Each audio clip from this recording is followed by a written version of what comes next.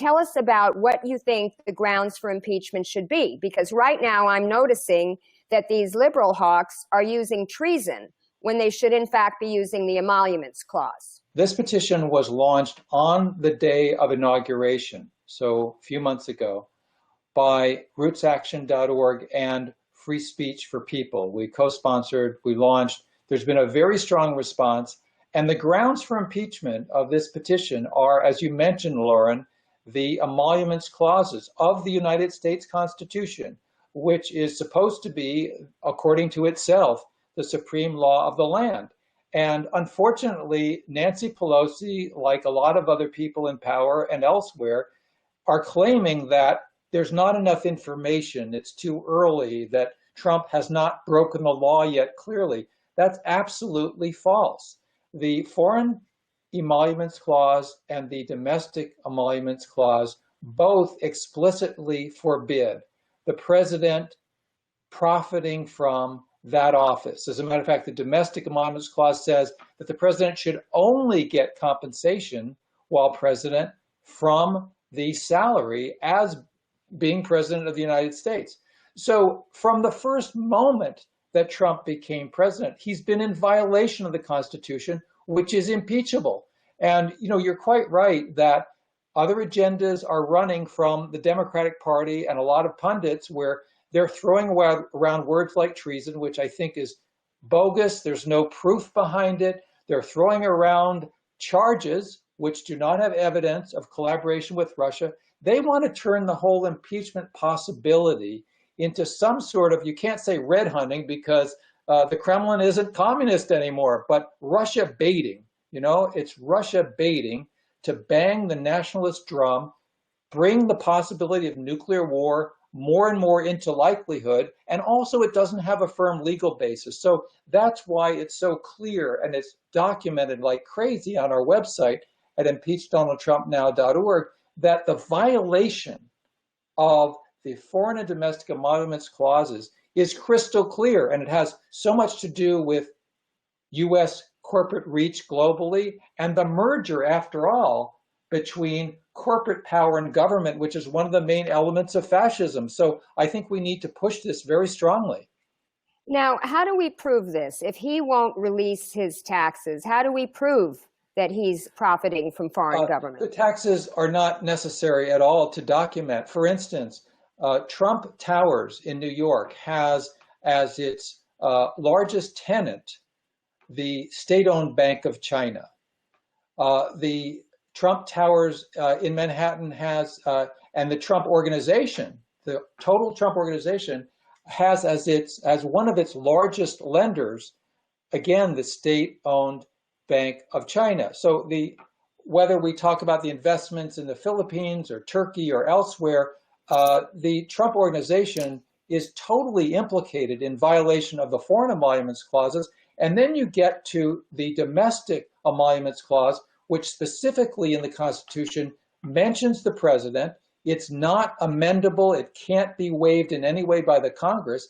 And it says clearly, and emoluments is just an old-fashioned word for benefits of some financial way.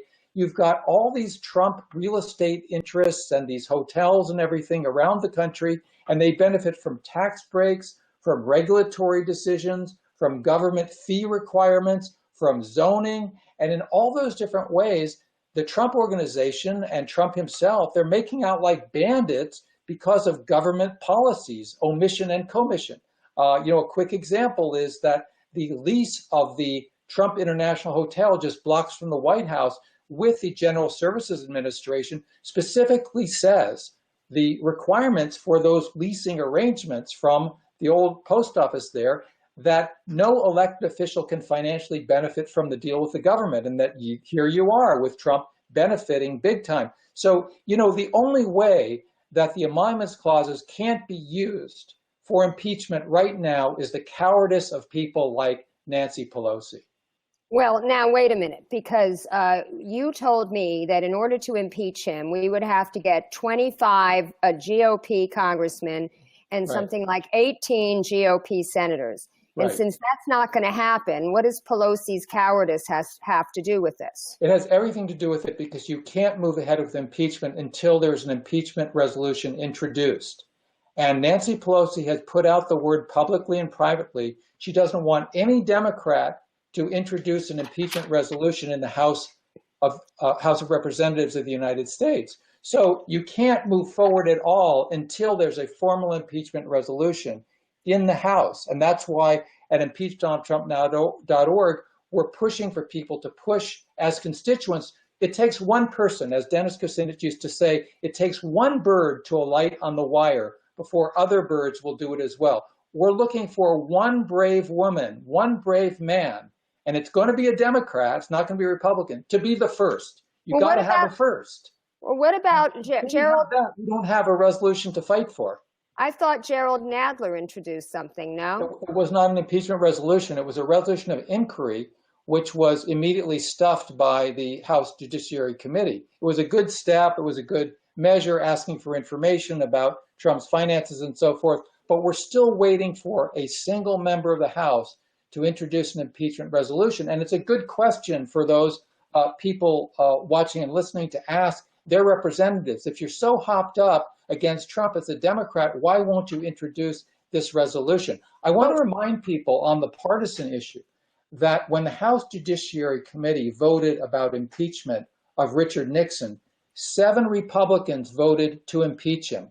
And that would be counterintuitive. After all, Richard Nixon, of course, was a Republican. How did that happen? Because people had organized and raised hell. And that's what we got to do.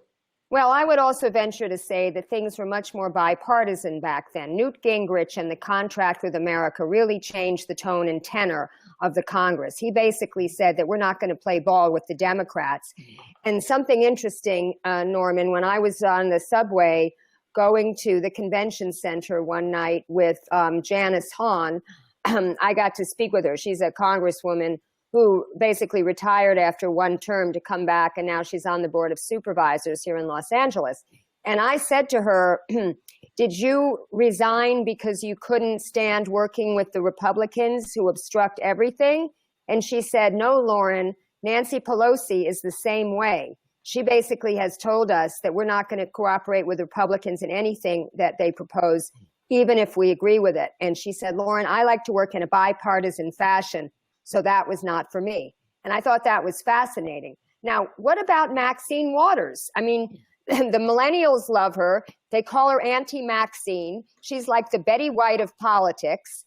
And she's always talking about impeachment. She's always talking about it. Maxine Waters, who has done so much great work, is always talking about impeachment. And most of the time is talking Russia, Russia, Russia, Russia, Russia. Yeah. And she doesn't hardly mention the Emoluments Clause, and she pretends that it's some kind of slam dunk case against collusion with Russia. You know, right. it doesn't work to first proclaim a verdict when there's not the evidence. And unfortunately, we're still looking for a member of Congress. I think Mark Pocan from the Madison area in Wisconsin gave a great speech on the floor a couple months ago about the Emoluments Clause.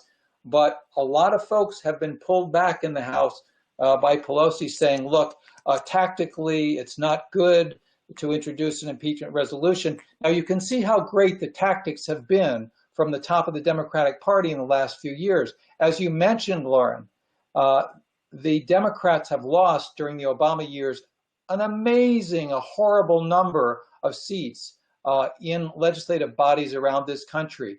Inside the Beltway, these supposed smart guys, the people who brought us and smart gals who brought us the Clinton campaign, they're not talking about class issues. They're not talking about how people can't put bread on the table or take care of their kids or their elderly or healthcare, education. It's talked about without specificity, and this is a key point.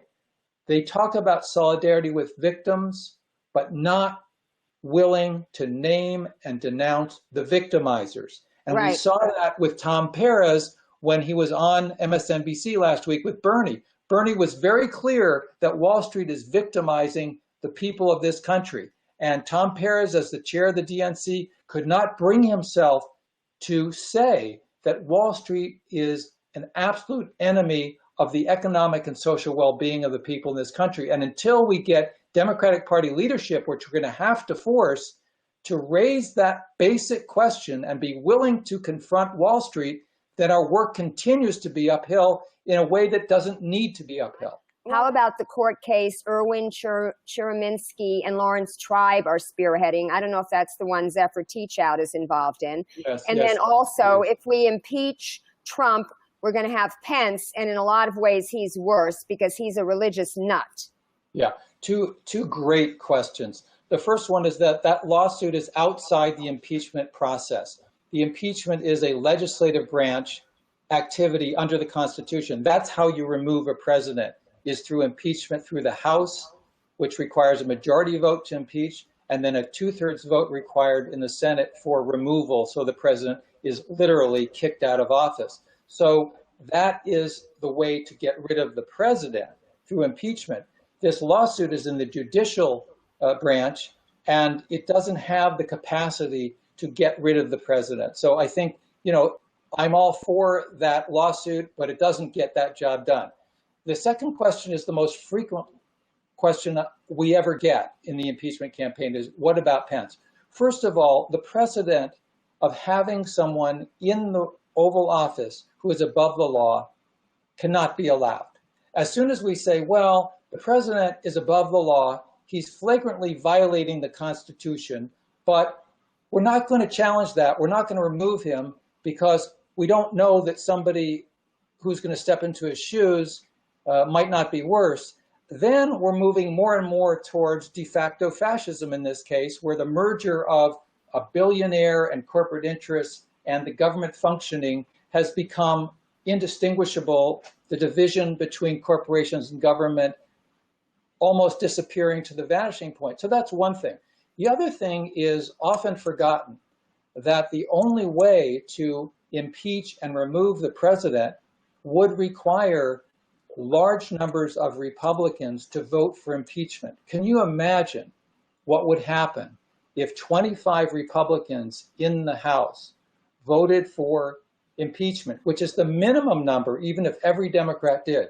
It would not happen without those 25 Republicans voting for impeachment. And then because of the 2/3 rule in the Senate, it would require 19 Republican senators to vote for removing the president from office. Can you imagine what that would do to the Republican Party? It would split it. It would destroy the unity such as it is. If you remember what happened when Nixon was forced from office in 1974 under threat of impeachment, there were massive losses of the Republican Party. So the Republicans, including Pence, if he became president, would be back on their heels. They would be losing a lot of the momentum that they now have. And which brings me to the final point. The crazies are in charge. Pence's policies are being implemented. Anybody who had any hopes that Trump wouldn't be implementing horrific policies, I think has been disabused of that hope. We are in a monstrous situation where Trump is giving the right wing, including religious fanatics, basically everything they want. So let's go to the mat. Let's not accept this status quo for the next 4 years, is what I would say.